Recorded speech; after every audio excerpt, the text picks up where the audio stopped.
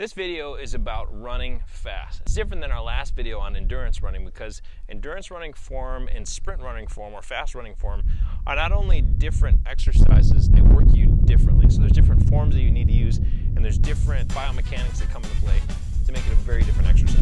Endurance running, you're using a fairly small range of motion, and in sprint running or fast running of any kind, you're using a much larger range of motion. Your hips are driving up and your legs are accelerating backwards.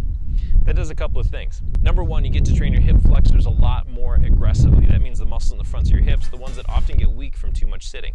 You also get to train your hip extensors a lot better, which are the muscles of your calves, your hamstrings, and your glutes, to have a powerful forward movement. If you're not someone who does a lot of fast running and you only do endurance running all the time, you need to start incorporating some fast running into your regular routine so that you can actually develop these muscles more aggressively. A lot of the discomforts that I see or the dysfunctional joint issues that I see come from people having too weak hips and too weak calves. So let's get a little bit into how these differ. Check out the difference in these two examples of people running. In the endurance running form, you can see this really short stride, and if you think about the amount of aggressiveness that they're pushing off of the ground with, it's not very aggressive.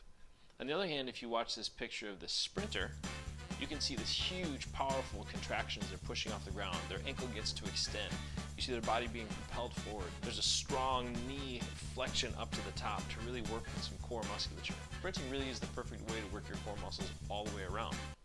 There are several phases to a sprint, but for simplicity, we'll talk about arm swing, hip drive, and push off the ground. First of all, when you start to push off the ground, you want to imagine like you're going to push strong through your foot and make sure your big toe contacts the ground on the way through so you have a full propulsion. A lot of people have some weakness through their calves and don't actually use their calves. Another one is to get a big arm swing that doesn't cross the body, and the last one is to be sure that you're driving the knee up and forward to allow your hip flexors to move. That's going to create a push-pull resistance through your hips, which will allow you to propel forward fast and strong. Keep working at it. Don't feel like you have to go at 100% when you first start. Start out with a 60 to 70% effort, and then as your body starts feeling better over time, start to pick up the pace. You'll notice that the adaptation will adjust pretty quickly. If you're looking for other drills that you can use to improve your sprint form and sprint strength, or to improve your athletic body as a whole, here's a couple drills that you can do. You can do sets of 10 to 30 seconds of high knees. You can do no hands walking. You can do no hands running. You can do stride outs, which help to work with explosive forward movement. You can also try working with butt kicks. Butt kicks are a really healthy way to work the strength of your hamstrings and your glutes so that you can have a better forward propulsion. If for some reason your body won't let you sprint, there's another way that you can do this called hybrid running. Hybrid running is a form where you spend some amount of time being able to walk with a brisk, strong walking form, and then some amount of time doing this high knee drill where you lift your knees high.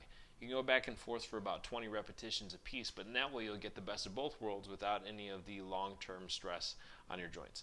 In some people's cases, your body just won't do it, and that's okay. But there are ways for you to be able to get the strength out of hybrid walking to be able to achieve a stronger, more healthy body.